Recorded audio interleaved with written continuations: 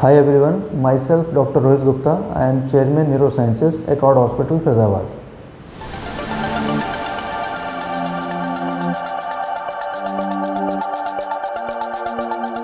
Basically, human brain is divided into two parts,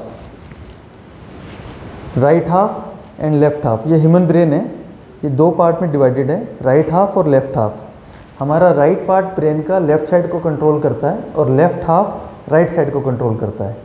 तो if any damage occurs to right side of brain then it affects left side of body and vice versa. तो अगर हमारी body में कहीं भी एक side में symptoms आते हैं तो वो हमारे ब्रेन की तरफ पॉइंट आउट करता है। ह्यूमन ब्रेन 20% ब्लड जो हार्ट से पंप होता है वो ब्रेन में जाता है। ब्रेन में कोई फैट स्टोरेज नहीं होता and brain requires constant supply of oxygen and glucose. इसीलिए आपने सुना होगा कि अगर बच्चा बर्थ के टाइम पे थोड़ा भी रोने में लेट हो जाता है तो फिर वो हमेशा के लिए मेंटली डल रह जाता है। तो आप समझ सकते हैं कि जब ब्रेन की बात होती है तो हमें कितना इम्पॉर्टेंट है फास्ट एक्ट करना।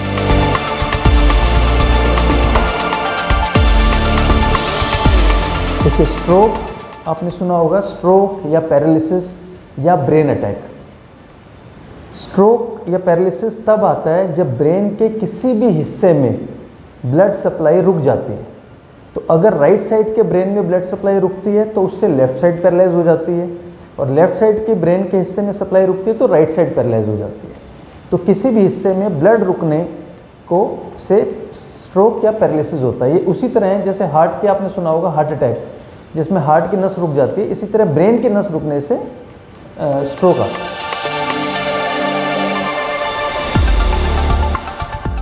स्ट्रोक या पैरालिसिस दो तरह से होता है। जो भी नसें ब्लड लेके जा रही हैं या तो उसमें कोई क्लॉट जम जाए या ब्लॉकेज आ जाए तब पैरालिसिस का अटैक आता है, या वो नस लीक कर जाए, वो नस फट जाए, उससे सारा ब्लड इकट्ठा हो जाता है, उससे भी पैरालिसिस आता है। तो दो तरह से स्ट्रोक होता है, एक कहते हैं इस्केमिक स्ट्रोक ब्लड में क्लॉट जमने की वजह से, और दूसरा हेमरेजिक स्ट्रोक जो वेसल है वो उसके लीक होने की वजह से। तो अगर 100 स्ट्रोक होते हैं तो उसमें अराउंड 85 to 90% स्ट्रोक ब्लॉकेज की वजह से होते हैं, और केवल 10 से 12% स्ट्रोक हेमरेजिक स्ट्रोक होते हैं जो ब्लीडिंग की वजह से होते हैं। दोनों में ही पेशेंट के सिम्टम्स ऑलमोस्ट सेम होते हैं, पैरालाइज हो जाता है। तो सीटी स्कैन एक ऐसी फैसिलिटी है जो दोनों को डिफ्रेंशिएट करती है, क्योंकि दोनों की ट्रीटमेंट अलग है। अगर वो ब्लॉकेज की वजह से है तो उसमें नॉर्मली मेडिकल ट्रीटमेंट होती है जिसमें ब्लॉकेज को खोला जाता है दवाइयों के थ्रू, और अगर ब्लीडिंग होती है ब्रेन में तो बहुत बार सर्जरी की जरूरत भी पड़ती है। देखिए, सबसे इम्पॉर्टेंट है कि हम स्ट्रोक अगर किसी को घर में आता है तो हम पहचाने कैसे कि ये स्ट्रोक के सिम्टम्स हैं। दो चीज़ें इसमें बड़ी इंपॉर्टेंट हैं। एक तो स्ट्रोक के सिम्टम्स सडनली आते हैं, अचानक से आते हैं, एंड दूसरा it usually occurs without warning. उसमें वार्निंग नहीं होती पहले से और अचानक से सिम्टम्स आ जाते हैं। तो जैसे अचानक से एक साइड बॉडी का पैरालाइज हो जाना, फेस का पैरालाइज हो जाना, हाथ का पैरालाइज हो जाना, लेग का पैरालाइज हो जाना, या पूरी एक साइड पैरालाइज हो जाना, अचानक से एक साइड पे सुन्न हो जाना, नमनेस आ जाना, अचानक से किसी को सडनली दिखना बंद हो जाना, सडनली किसी को आवाज़ में फ़र्क आ जाना, समझना प्रॉब्लम आने लगना, अचानक से बैलेंसिंग ख़राब हो जाना, बहुत तेज चक्कर आना, या एकदम से कोमा में चला जाना। तो कोई भी सिम्टम अगर बॉडी के हाफ हिस्से में आता है और वो सडनली आता है तो वो स्ट्रोक या पैरालिसिस के सिम्टम्स हो सकते हैं। देखिए, स्ट्रोक आज की बात करें तो स्ट्रोक बहुत बड़ी प्रॉब्लम है। आप जानकर हैरान होंगे कि अराउंड 15 लाख लोगों को इंडिया में ईयरली स्ट्रोक या पैरालिसिस का अटैक आता है। हर 6 में से एक इंसान को स्ट्रोक होने का रिस्क है ड्यूरिंग हिज लाइफ टाइम। हर 40 सेकेंड्स में किसी ना किसी को स्ट्रोक हो रहा है। हर 4 मिनट्स में somebody is dying of stroke. 10 to 15% patient stroke की वजह से डेथ हो जाती है, जिसके बहुत सारे कारण हो सकते हैं। उसको टाइमली ट्रीटमेंट ना मिलना, या स्ट्रोक बहुत बड़ा स्ट्रोक आ गया, किसी की ब्लीडिंग ब्रेन में बहुत ज़्यादा हो गई, फैसिलिटीज़ नहीं मिल पाई, तो इस वजह से 10 to 15% की डेथ भी हो जाती है। ये वर्ल्ड वाइड नंबर 2 कॉज है डेथ का world wide. After cancer death it is number 2 cause of death world wide. और ये नंबर 1 कॉज है लॉन्ग टर्म डिसेबिलिटी का। ये नंबर 1 कॉज है जिसमें सबसे ज़्यादा पेशेंट को डिसेबिलिटी रह जाती है, और नंबर 1 निगलेक्टेड प्रॉब्लम है इस दुनिया की ये, इसलिए इसको ऑर्फन डिजीज़ भी बोलते हैं। अगर हम इंडिया की बात करें तो इंडिया में स्ट्रोक या पैरालिसिस वेस्टर्न कंट्रीज़ के मुकाबले 10 ईयर्स जल्दी आता है। It comes a decade earlier. It may be because of some racial factors. हमारे इंडिया में डायबिटीज़, हाइपरटेंशन का ज़्यादा होना, प्रिवेंशन पे इतना ध्यान ना देना, तो हमारे यहाँ स्ट्रोक का इंसिडेंस वेस्टर्न कंट्रीज़ के मुकाबले 10 ईयर्स जल्दी होता है। और it is a silent epidemic. ये डेंगू, मलेरिया, कोविड की तरह नहीं है जो एकदम से आया और चला गया। ये साइलेंटली धीरे धीरे एपिडेमिक बन जाता है। देखिए, हम स्ट्रोक के रिस्क फैक्टर्स की बात करें तो 2 तरह के रिस्क फैक्टर्स होते हैं। एक होते हैं मॉडिफाइबल रिस्क फैक्टर्स, एक होते हैं non modifiable risk factors. Non modifiable risk factors वो रिस्क फैक्टर्स हैं जिसको हम मॉडिफाई नहीं कर सकते। इसमें जो 4 सबसे कॉमन है वो है एज के साथ साथ स्ट्रोक का रिस्क बढ़ जाता है। अगर हम बात करें 65 ईयर्स की एज के बाद स्ट्रोक का risk it doubles every 5 years. तो 65 साल के बाद हर 5 साल में स्ट्रोक का रिस्क इंसान में डबल हो जाता है। तो एज हम लेकिन मॉडिफाई नहीं कर सकते। दूसरा, सेक्स। मेल्स में as compare to females stroke का रिस्क ज़्यादा होता है। थर्ड, जिसको पहले एक बार स्ट्रोक हो चुका है तो उसको दोबारा स्ट्रोक होने के चांस ज़्यादा होते हैं as compare to normal population. Fourth is family history. अगर किसी की फैमिली हिस्ट्री है स्ट्रोक की तो उसमें फैमिली में स्ट्रोक होने के रिस्क ज़्यादा होते हैं। तो ये 4 ऐसे रिस्क फैक्टर हैं जिनको हम मॉडिफाई नहीं कर सकते, लेकिन 10 ऐसे रिस्क फैक्टर्स हैं जो मॉडिफाइबल रिस्क फैक्टर्स हैं जिनको हम मॉडिफाई कर सकते हैं, जिसमें सबसे कॉमन है diabetes, sugar, blood pressure, smoking, excessive alcohol, cholesterol, heart disease. Heart की एक बीमारी होती है जिसमें रिदम गड़बड़ होती है, एट्रियल फिब्रिलेशन, ओबेसिटी, मोटापा, सेडेंटरी लाइफस्टाइल और स्ट्रेस। ये 10 ऐसे रिस्क फैक्टर हैं जो मॉडिफाइबल रिस्क फैक्टर्स हैं जिनको मॉडिफाई कर सकते हैं। यही सेम रिस्क फैक्टर्स हमारे हार्ट अटैक में भी होते हैं। You will be surprise to know कि अगर हम अपने ये 10 मॉडिफाइबल रिस्क फैक्टर्स को अगर हम कंट्रोल कर लें तो we can reduce the risk of stroke by more than 90%। तो बहुत सारी चीज़ें हमारे अपने हाथ में है कि हम स्ट्रोक को कैसे प्रिवेंट कर सकते हैं।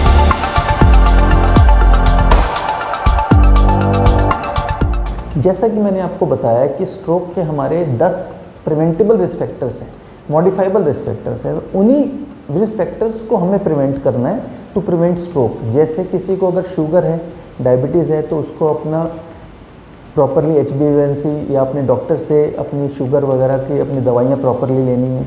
ब्लड प्रेशर वाले पेशेंट्स को अपनी BP की दवाइयाँ प्रॉपरली लेनी है। अगर आपको ब्लड प्रेशर नहीं है तो भी एनुअली आपको ब्लड प्रेशर अपना चेक कराते रहना है। मैं आपको इंसिडेंस बताता हूँ कि हमारे पास जब पेशेंट्स आते हैं तो 30-40% पेशेंट्स को यही नहीं पता होता उनको कि उनके पेशेंट को कभी ब्लड प्रेशर भी था। जब वो हमारे पास पैरालिसिस का अटैक लेके आते हैं और हम उनका BP चेक करते हैं, BP बहुत हाई मिलता है, हम उनसे फैमिली से पूछते हैं कि उनको ब्लड प्रेशर था क्या, तो ब्लड प्रेशर कब से है, तो वो कहते हैं सर आज ही पहली बार पता चला है, आपका ब्लड प्रेशर था ही नहीं। तो ब्लड प्रेशर इटसेल्फ आपको पता नहीं चलेगा unless it is very high. तो आपको अगर ब्लड प्रेशर नहीं भी है तो भी आपको एनुअली अपना ब्लड प्रेशर चेक करवाना है। स्मोकिंग बिल्कुल बंद करनी है। अल्कोहल को बहुत लिमिट में और मॉडरेशन में लेना है। अगर आपका कोलेस्ट्रॉल वगैरह हाई है तो आपको अपना कोलेस्ट्रॉल चेक कराना है और उसके लिए प्रॉपर ट्रीटमेंट लेनी है। अगर आपको हार्ट डिजीज़ है तो उसका ध्यान रखना है और अपनी डाइट का ध्यान रखना है। देखो, डाइट पे मैं आपको कुछ चीज़ें बताना चाहूँगा, कुछ चीज़ें हमें प्रिवेंट करनी है। जैसे सबसे पहले सॉल्ट इंटेक। सॉल्ट में हमें एक दिन में 5 ग्राम सॉल्ट से कम रखना है अपनी डाइट में। शुगर्स, अगर आप डायबिटिक नहीं भी हैं तो भी आपको शुगर्स लिमिट में रखने हैं। थर्ड, सैचुरेटेड फैट्स, जितने भी सैचुरेटेड फैट होते हैं, घी, चीज़, बटर, इन सब का आपको सेवन कम करना है। फ्राइड चीज़ें, बिस्किट, केक, पिज़्ज़ा, ये सब चीज़ें आपको खाने में अवॉइड करनी है। एग योक, जो एग के अंदर येलो पार्ट होता है, उसको आपको अवॉइड करना है। एनिमल फ्लैश, रेड मीट, ये सब चीज़ें आपको खाने में अवॉइड करनी है। क्या चीज़ें आपको खाने में प्रमोट करनी है, ज़्यादा खानी है, जैसे fruits, vegetables, legumes, cereals, fibres, healthy oils, water intake, तो ये सब चीज़ें आपको खाने में बढ़ानी है। तो अगर अपनी डाइट का आप ध्यान रखेंगे तो आप अपने brain attack, paralysis, heart attack सबसे आप प्रिवेंशन का पा सकते हैं। देखिए, ट्रीटमेंट की अगर हम बात करें तो लास्ट 2 डिकेड्स में 2002 के बाद बहुत चीज़ें चेंज हो गई हैं, बहुत चीज़ें इवॉल्व हो गई हैं ट्रीटमेंट में। आज से 30-40 साल पहले की बात करें तो स्ट्रोक या पैरालिसिस किसी को होता था परिवार में तो यही कहा जाता कि अब इसका कुछ नहीं हो सकता, ये धीरे धीरे खुद ही ठीक होगा। लेकिन लास्ट 20 ईयर्स में रेवोल्यूशन आ गया है स्ट्रोक में। ऐसे बहुत सारे इंजेक्शंस आ गए हैं जो हम शुरू के अगर कुछ घंटों में दे दें, फ्यू आवर्स स्ट्रोक होने के बाद, तो उससे पैरालिसिस पूरी तरह इम्प्रूव कर जाता है। तो ट्रीटमेंट के बारे में बताऊंगा कि कुछ ऐसे इंजेक्शंस हैं जिसको थ्रोम्बोलिसिस बोलते हैं, आपने सुना होगा। ये 4.5 आवर्स तक आप इस इंजेक्शन को पेशेंट्स को दे सकते हैं। इस इंजेक्शन से आपका जो ब्रेन में वेसल में क्लॉट है वो डिज़ोल्व हो जाता है, ब्रेन में ब्लड फ्लो स्टार्ट हो जाता है और उसका पैरालिसिस काफ़ी हद तक ठीक भी हो जाता है। लेकिन ये इंजेक्शन आप 4.5 घंटे के बाद नहीं दे सकते। इम्पॉर्टेंट चीज़ ये है कि you will be surprise to know कि हर मिनट स्ट्रोक या पैरालिसिस के अटैक के बाद brain loses around 2 million neurons. हर मिनट में स्ट्रोक होने के बाद करीबन 20 लाख दिमाग की नसें डैमेज होती हैं जो बहुत बार इरिवर्सिबल होती हैं।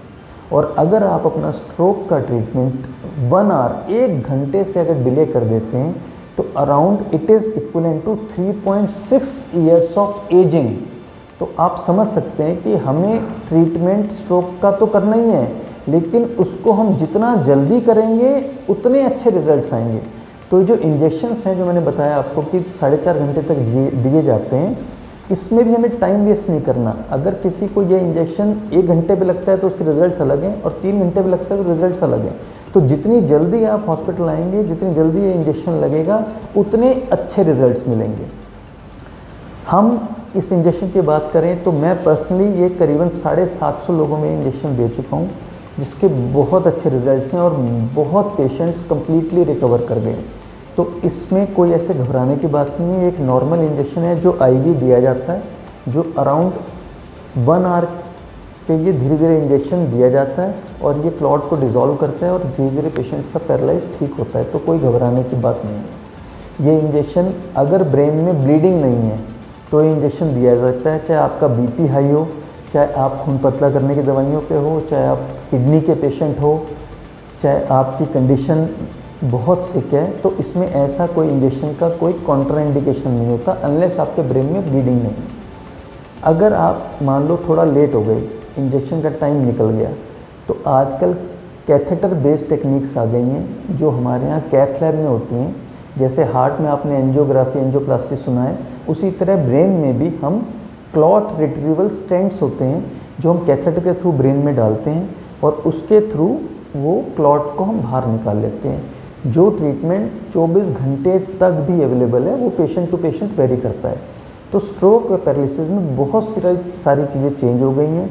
आज स्ट्रोक का बहुत ट्रीटमेंट अवेलेबल है। अगर आप थोड़े लेट भी हो जाते हैं तो उसमें घबराने की बात नहीं है। आपको जो करना है वो ये कि जैसे किसी को स्ट्रोक या पैरालिसिस के सिम्टम आते हैं तो आपको वेट नहीं करनी, आपको फटाफट अपने नियर बाय हॉस्पिटल में रश करना है जहाँ मिनिमम एक सीटी स्कैन की फैसिलिटी हो।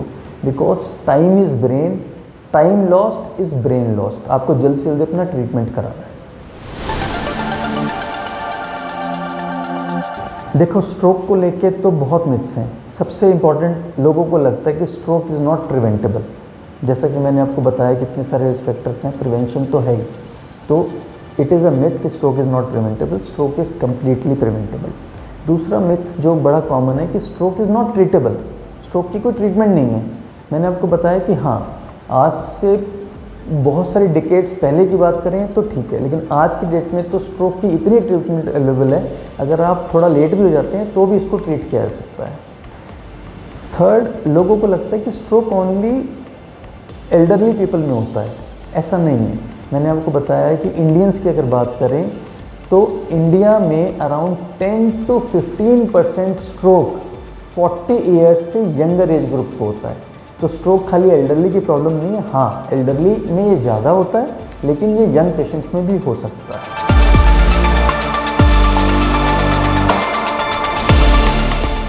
देखिए, एकॉर्ड की हम बात करें तो एकॉर्ड हॉस्पिटल स्ट्रोक के पेशेंट को डील करने के लिए फुल्ली इक्विप्ड है। हमारे पास जब भी स्ट्रोक या पैरालिसिस का पेशेंट आता है तो हमारी इमरजेंसी में पहला क्वेश्चन ये पूछा जाता है कि इनको स्ट्रोक किस टाइम हुआ था, क्योंकि विंडो पीरियड जो मैंने आपको बताया शुरू के 4.5 घंटे में हम ये इंजेक्शन दे सकते हैं। तो हमारा मतलब यही होता है कि पेशेंट हमारा विंडो पीरियड के अंदर है कि विंडो पीरियड से बाहर है। अगर पेशेंट विंडो पीरियड के अंदर है, अगर पेशेंट फर्स्ट डे आ गया जब स्ट्रोक हुआ, तो हमारे यहाँ कोड फास्ट एक अनाउंस होता है। कोड फास्ट क्या है? बेसिकली कोड फास्ट से सब जगह कॉल्स चले जाते हैं, जिसमें फार्मेसी को कॉल जाता है ड्रग्स के लिए, सीटी स्कैन में कॉल चला जाता है, न्यूरोलॉजिस्ट को कॉल जाता है, इमरजेंसी में पेशेंट है आईसीयू को कॉल चला जाता है, लिफ्ट वाले को कॉल चला जाता है। ये बेसिकली इसलिए होता है कि सब लोग अलर्ट हो जाएं कि एक स्ट्रोक का पेशेंट आ गया है जिसमें इंजेक्शन देने की उम्मीद है। तो इंजेक्शन, क्योंकि उसका हमें टाइम वेस्ट नहीं करना। मैंने आपको बताया कि जितना जल्दी हम स्ट्रोक का ट्रीटमेंट करेंगे उतने बेटर रिजल्ट्स मिलेंगे। तो कोड फास्ट से सारे लोग एक्टिव हो जाते हैं, तो हम करीबन half an hour to 45 minutes patient का बचा सकते हैं अगर हम सबको एक्टिवेट कर दें। तो हमारे यहाँ कोड फास्ट है, हमारे यहाँ सीटी स्कैन एमआरआई सारी फैसिलिटीज़ हैं, हमारे यहाँ सीटी परफ्यूजन और एमआर परफ्यूजन तक की हमारे फैसिलिटीज़ हैं। ये वो फैसिलिटी है जिसमें स्ट्रोक अर्लीस्ट स्ट्रोक भी पकड़ा जा सकता है। दूसरा, जैसे मैंने आपको बताया, हमारे पास नीरो की फुल्ली इक्विप्ड कैथ लैब है, जिसमें कैथेटर बेस्ड टेक्निक से हम स्टेंट डाल के और क्लॉट को हम बाहर निकाल सकते हैं। और सबसे इम्पॉर्टेंट, हमारे पास डेडिकेटेड 10 बेडेड स्ट्रोक आईसीयू है। स्ट्रोक आईसीयू का मतलब क्या है? ट्रीटमेंट वहाँ पे जो भी लोग हैं, स्टाफ से लेके डॉक्टर, सारे स्ट्रोक में ट्रेंड हैं। तो उसमें आपकी बेटर रिकवरी होती है, आपकी क्वालिटी ट्रीटमेंट होती है, क्योंकि सब लोग वही पेशेंट देख रहे हैं कई सालों से, उसी चीज़ में ट्रेन हुए हैं, तो वो आपके पेशेंट का बेटर ख्याल रख सकते हैं।